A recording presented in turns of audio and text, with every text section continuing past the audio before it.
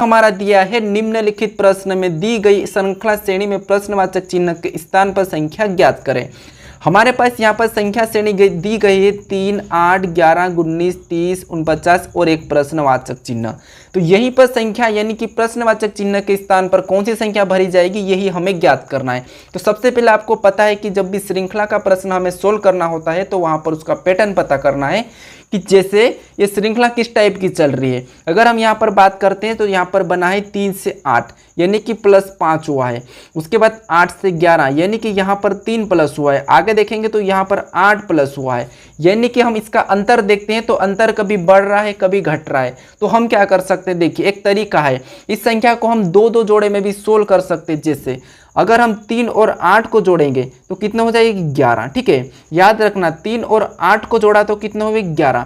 उसी तरह ठीक है, हमने क्या किया था 3 और 8 को जोड़ा तो कितना हुआ है 11 हुआ है। मैं इस निशान से कर रहा हूँ। ठीक है, 3 और 8 को जोड़ने पर 11। उसी तरह आगे जोड़ेंगे, जैसे यहाँ पर अब आगे जोड़ेंगे 8 और 11 को, तो 8 और 11 को जोड़ने पर कितने हुए हैं अपने 19। तो और 19 यहाँ पर दिया है। ठीक है, 8 और 11 को जोड़ने पर 19 होते हैं और 19 दिया है। तो सेम तरीके से आगे और देखते इस संख्या को इस संख्या से जोड़ेंगे।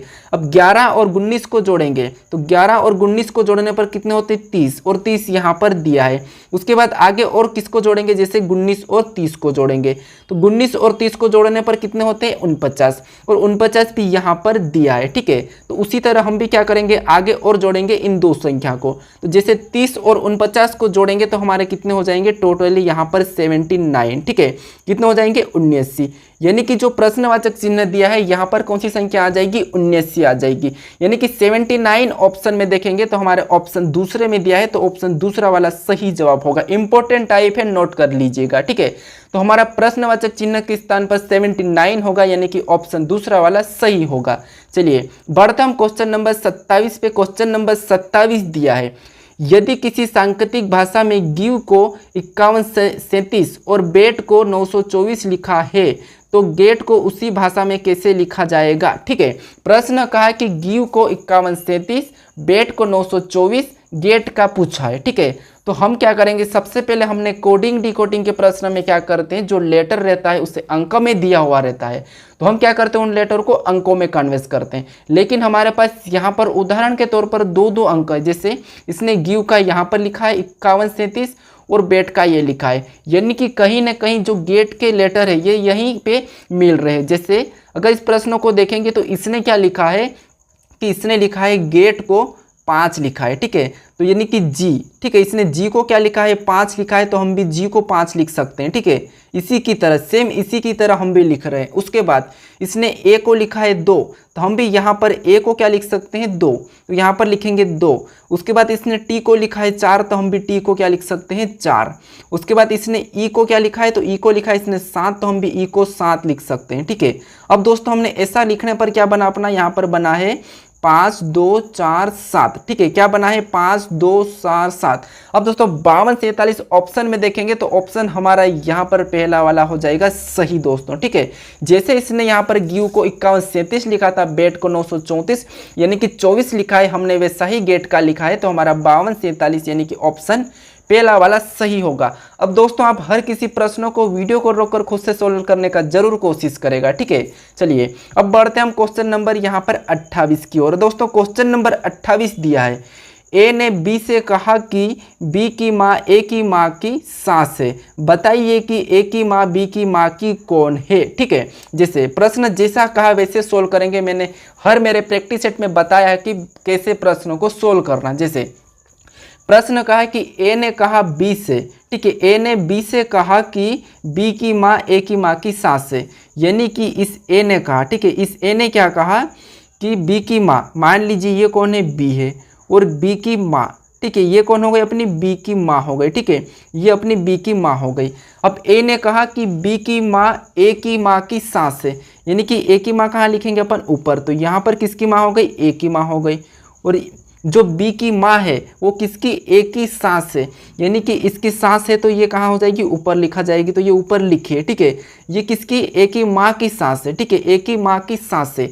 अब दोस्तों प्रश्न कहा है कि बताइए कि ए की माँ बी की माँ की कौन है, यानी कि ए की माँ बी की माँ की कौन है। अब दोस्तों ये इसकी माँ है, ठीक है, और बी की माँ ये जो बी की माँ है ये इसकी माँ की सास है, तो इसका मतलब ये इसकी सास है और ये इसका पुत्र है, ठीक है। बी इसका पुत्र है या पुत्री है, अगर ये पुत्र है तो इसकी ये क्या होगी, हमारी ये क्या होगी, इसकी बहू होगी, ठीक है। किसकी, बी की माँ की बहू होगी, कौन, ए की माँ। अब दोस्तों बहू किसको बोलते हैं, तो बहू बोलते हैं पतूहो को, ठीक है, किसको बोलते हैं, पतूहो को। तो ऑप्शन में देखेंगे तो ऑप्शन हमारा दूसरा वाला सही हो जाएगा, पतूहो, ठीक है। यानी कि ए की माँ बी की माँ की कौन होगी, पतूहो, ठीक है। तो ऑप्शन दूसरा हमारा सही जवाब होगा। चलिए बढ़ते हम क्वेश्चन नंबर 29 पे। अब दोस्तों क्वेश्चन नंबर 29 दिया है, यदि हवा को जल कहा जाए, जल को हरा कहा जाए, हरा को धूल कहा जाए, उसके बाद धूल को पीला कहा जाए और पीला को बादल कहा जाए, तो मछली कहाँ रहेगी। अब दोस्तों ये प्रश्न इंपॉर्टेंट है। कैसे, देखिए इसने कहा है कि हवा को इसने जल कहा है, तो हमें इसकी बात मानना पड़ेगा कि हाँ इसने हवा को जल कहा है, तो हाँ हवा को हम भी जल कहेंगे। उसके बाद इसने जल को कहा है हरा, तो हम भी जल को हरा ही मानेंगे। उसके बाद इसने हरा को धूल कहा है, तो हम भी हरा को धूल ही मानेंगे। जैसा प्रश्न कहा वैसा ही, ठीक है। अपनी ओर से नहीं बताना है कि हम हवा को जल कैसे कह सकते, ये अपनी ओर से नहीं बताना, ठीक है। तो चलिए हमें प्रश्न कहा है कि इसमें जैसे यहाँ पर प्रश्न को ध्यान से देखेंगे तो इसने क्या कहा, हवा को जल, और जल को इसने कहा हरा, और हरा को इसने धूल, और धूल को पीला, और पीला को इसने बादल, तो मछली कहाँ रहती, ये प्रश्न पूछा है। अब दोस्तों आपको ये पता होना चाहिए कि मछली कहाँ रहती है, एक्चुअल में मछली का जीवन कहाँ रहता है। जैसे अब मछली की बात करते तो मछली कहाँ रहती, तो पानी में रहती। पानी मतलब जल, इसने जल को क्या कहा, तो जल को इसने हरा कहा है, ठीक है। जल को इसने क्या कहा, तो जल को इसने हरा कहा, यानी इस जल को इसने क्या कहा, हरा कहा। तो हम क्या लिखेंगे यहाँ पर, इसका उत्तर क्या देंगे, मछली का, यानी कि मछली कहाँ रहती, पानी में। लेकिन इसने प्रश्न में पानी में क्या कहा है, पानी को हरा कहा, तो हम भी मछली को हरे में रखेंगे, ठीक है। यानी इसका सही जवाब होगा हरा, ठीक है, क्या होगा, हरा होगा, ठीक है। तो ऑप्शन चौथा वाला हमारा सही जवाब होगा। जैसा प्रश्न कहा था वैसे उसी के आधार पर मछली हरा में रहेगी, यानी कि जल का नाम ही चेंज करके हरा रखा गया है, ठीक है। ये प्रश्न कह रहा था, हम नहीं। चलिए अब बढ़ते हैं हम क्वेश्चन नंबर 30 की ओर। अब दोस्तों क्वेश्चन नंबर 30 दिया है, प्रश्न कहा है कि जिस प्रकार अभिमान का संबंध नम्रता से है, उसी प्रकार अभिलाषा का संबंध किससे है, ये प्रश्न पूछा है। अब दोस्तों ये शब्द एनोलॉजी का, ठीक है, सादृश्यता का प्रश्न है। जैसे अभिमान का संबंध नम्रता से, उसी प्रकार हमें अभिलाषा का बताना है। तो दोस्तों अगर आप एसएससी की तैयारी कर रहे हो तो आप यहाँ पर विलंब शब्द पढ़े होंगे, ठीक है। आप हिंदी में विलंब शब्द पढ़े होंगे। जैसे अभिमान का विलंब क्या होता है, नम्रता होता है, ठीक है। अभिमान का विलंब क्या होता है, नम्रता होता है। तो उसी प्रकार आपको अभिलाषा का विलंब पता होना चाहिए। तो अभिलाषा का विलंब क्या होता है, उपेक्षा, ठीक है, क्या होता है, उपेक्षा। तो यही हमारा क्या होगा, सही जवाब होगा। जैसे अभिमान का विपरीत होता है नम्रता और अभिलाषा का विपरीत होता है उपेक्षा। विपरीत मतलब विलोम, ठीक है। तो चलिए इसमें हमारा उपेक्षा सही जवाब होगा, यानी कि अभिलाषा का संबंध उपेक्षा से होगा, यानी कि ऑप्शन दूसरा वाला सही हो जाएगा। चलिए बढ़ते क्वेश्चन नंबर 31 की ओर। अब दोस्तों क्वेश्चन नंबर 31 दिया है, नीचे एक ही पासे की दो प्रारूपों को दर्शाया गया है। जब दिल की आकृति ऊपर है, ठीक है, दिल की आकृति ऊपर के फलक पर स्थित हो तो नीचे के फलक पर कौन सी आकृति होगी। यानी कि यहाँ पर क्या है, दिल है, ठीक है। इसने दिल बनाया नहीं, फिर भी इसने दिल लिखा है। तो दिल अगर ऊपर है तो हमें उसके नीचे वाली आकृति का चयन करना है। अब दोस्तों हमारे पास दो पासे दिए हैं जो कि एक ही की दो प्रारूपी है, ठीक है। तो आपको ये पता है कि हम जब भी पासे को सोल्व करते हैं तो क्या करते हैं, कॉमन देखते हैं। लेकिन दोस्तों कॉमन तो देखते ही, ये तो पता है, लेकिन आपको अगर कॉमन अंक सेम, ठीक है, सेम यानी कि सेम स्थान पर मिले, जैसे यहाँ पर भी हमारे सामने है और यहाँ पर भी हमारे सामने है, अगर सेम स्थान पर मिले तो आप क्या करोगे, सेम उसका उत्तर आसानी से बता दोगे। अगर सेम हमारे स्थान पर है तो इसका विपरीत ये हो जाएगा और इसका विपरीत यहाँ पर होगा, यानी कि यहाँ पर क्या होगा, दिल। तो इसका विपरीत ये हो जाएगा और दिल का विपरीत कौन हो जाएगा, ये। तो ये वाला चिन्ह हम देखेंगे तो ऑप्शन 4 में दिया है, तो ऑप्शन 4 वाला हमारा सही जवाब हो जाएगा। चलिए एक बार इसे हम कॉमन करके चेक कर लेते हैं। जैसे हमारे पास कॉमन क्या है, स्टार है, ठीक है, क्या है, स्टार है। जैसे क्या है हमारे पास स्टार है, तो हम स्टार को एक देखिए अलग अलग लिखते हैं, जैसे एक हमारा ये स्टार है, हम इस कलर से लिखते हैं। अब दोस्तों ये जो लिख रहे हैं हम यहाँ से घड़ी की दिशा में चलेंगे स्टार से, तो ये वाला चिन्ह आया, तो जैसे हमने पहले तो इस स्टार को बना लिया, ठीक है। घड़ी की दिशा में चलेंगे और जो चिन्ह आता है उसको जिस जस्ट उसके नीचे लिखेंगे, और आगे चलेंगे तो हमारे पास एक और स्टार जैसा आया, ठीक है, एक और स्टार जैसा आया है तो उसे इसके नीचे लिखेंगे। उसके बाद हम दूसरे वाले पासे में घड़ी की दिशा में चलेंगे, तो आगे चलेंगे तो देखिए ये हमारा क्या है, दूसरा स्टार है। उसके आगे चलेंगे तो इसके आगे ये है, ये पूरा वाला ब्लैक है, ठीक है। उसके बाद इससे और आगे चलेंगे तो हमारे यहाँ पर क्या होगा, दिल होगा, ठीक है। ये वाला हमारा इसका दिल है, तो इसके नीचे क्या हो जाएगा, दिल हो जाएगा। अभी जैसे हमने प्रश्न को सोल्व किया था और दिल बताया था, तो सेम तरीके से यहाँ पर भी दिल ही निकल का आया इसका, ठीक है। और दिल का ये निकला और इसका ये निकला। तो हमें पूछा था दिल का विपरीत, तो दिल का विपरीत कौन सा वाला चिन्ह होगा, ये वाला, तो यही हमारा सही जवाब होगा। लेकिन मैंने आपको शॉर्टकट बताया, अगर सेम तरीके यानी कि सेम डायरेक्शन पे अगर विपरीत यानी कि यहाँ पर हमारे पास कॉमन हो तो हम क्या कर सकते हैं, सीधे बता सकते हैं, ठीक है। चलिए बढ़ते हम क्वेश्चन नंबर 32 की ओर। दोस्तों क्वेश्चन नंबर 32 दिया है, जिस तरह पहली संख्या का संबंध दूसरी संख्या से, उसी तरह तीसरी संख्या का संबंध बताओ। यानी कि 200 यहाँ पर 34 का संबंध 81 से, तो हमें बताना है 143 का। ये हमारा प्रश्नवाचक चिन्ह है। दोस्तों ये नंबर एनोलॉजी का है, इंपॉर्टेंट है, एसएससी कई बार पूछती है, ठीक है। तो चलिए हमें सबसे पहले पता करना है कि 234 का संबंध 81 से कैसा है, उसी तरह 143 का बताएंगे। अगर हम संख्या को ध्यान से देखेंगे तो यहाँ पर क्या कर सकते हैं, हम इन सभी संख्या को हम जोड़ देते हैं, जैसे 2 और 3 5, 5 और 4 कितने होते हैं, 9 हो जाते हैं, ठीक है। और यहाँ पर 81 9 का वर्ग लिखा है, ठीक है। जो 81 लिखा है 9 का वर्ग है। सेम इसी तरीके से यहाँ पर भी इन दोनों संख्या को हम जोड़ लेते हैं, तो जैसे इन दोनों संख्या को जोड़ेंगे तो 1 और 4 5, 5 और 3 8, ठीक है। कितने होते हैं, 8। अब दोस्तों हम भी क्या कर सकते हैं, इसका वर्ग करेंगे, जैसे यहाँ पर इसने वर्ग किया था तो हम भी यहाँ पर वर्ग करेंगे। तो 8 का वर्ग होता है 64, यानी कि इस प्रश्नवाचक चिन्ह के स्थान पर क्या आएगा, 64। ऑप्शन में देखेंगे तो ऑप्शन हमारे तीसरे में है, तो ऑप्शन तीसरा वाला हमारा सही जवाब हो जाएगा, ठीक है। जिस तरह हमने यहाँ पर पहली संख्या का संबंध दूसरी संख्या से बताया है, सेम उसी तरीके से यहाँ पर भी हमने तीसरी संख्या का संबंध चौथी संख्या से बताया, ठीक है। तो हमारा ऑप्शन तीसरा वाला 64 सही होगा। चलिए बढ़ते क्वेश्चन नंबर 33 की ओर। अब दोस्तों क्वेश्चन नंबर 33 दिया है कि दिए गए कथन के अनुसार सही निष्कर्ष का चयन करें, ठीक है। यानी कि यहाँ पर कथन और निष्कर्ष का क्वेश्चन है। हमें क्या करना है, सबसे पहले कथन को देखना है कि कथन क्या कहा है। जैसा अगर कथन कहा है और उसके बारे में निष्कर्ष अगर गलत कहा है तो हम गलत बताएंगे, अगर सही कहा है तो सही बताएंगे। जैसे अगर कथन पहला कहा है कि सभी नेत्र हाथ है, यानी कि नेत्र का मैं प्रतीक एन लेता हूं, ये सभी की सभी नेत्र क्या है, तो हाथ है, ठीक है। क्या है, हाथ है, तो मैं इसके हाथ के अंदर कर दूंगा नेत्र को, ठीक है। यानी कि हाथ का मैं प्रतीक एच लेता हूं। देखिए सभी की सभी नेत्र हाथ है, यानी कि हमारा डायग्राम बन चुका है कि जितने भी नेत्र है यह हाथ के अंदर है। उसके बाद आगे देखेंगे तो आगे प्रश्न कहा है कि सभी हाथ पैर है। दूसरा वाला कथन कहा है कि सभी हाथ पैर है, यानी कि ये जितने भी हाथ है ये सभी के सभी क्या है, पैर है। तो हम क्या करेंगे, इसको पैर के अंदर रखेंगे और पे का प्रतीक पी ले लेते हैं, ठीक है। यानी कि एन का मतलब नेत्र, एच का मतलब हाथ और यहाँ पर पी का मतलब पैर, ठीक है। यानी कि हमें सभी नेत्र हाथ है तो सभी नेत्र हाथ है, सही है। उसके बाद सभी हाथ पैर है तो सभी हाथ पैर के अंदर है, ठीक है। ये हमारा डायग्राम बना। अब यहाँ पर बात आती है कि निष्कर्ष क्या कहा। अब निष्कर्ष जैसा कहा इसके बारे में क्या कहा ये हम पढ़ते हैं। तो निष्कर्ष पहला कहा है कि सभी नेत्र पैर है। अब दोस्तों ये जो जितने भी नेत्र है ये कि सभी की सभी क्या है, पैर के अंदर है, ठीक है। यहाँ पर कहा है कि सभी नेत्र पैर है, तो सही बात है, सभी की सभी नेत्र क्या है, पैर के अंदर है। तो इसीलिए हमारा ये वाला तो क्या हो जाएगा, सही हो जाएगा, ठीक है। पहला निष्कर्ष तो इसने सही कहा है कथन के बारे में।